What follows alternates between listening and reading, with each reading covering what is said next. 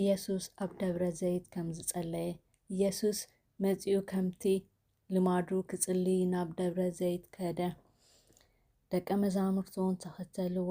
ኣብታ ስፍራ ምስ በጽሐ ከዓ ናብ ፈተና ከይተኣትዉ ጸልዩ በሎም።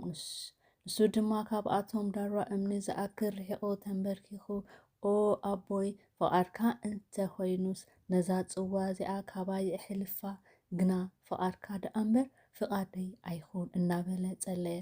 ዘበርትዖ መልኣኽ እግዚኣብሄር ድማ ካብ ሰማይ ተረኣዮ። ኣመና ተጨኒቑ ስለ ዝነበረ ኣበርቲኡ ጸለየ። ረሃጹ ከም ነጠብጣብ ደም ናብ ምድሪ የንጠብጥብ ነበረ።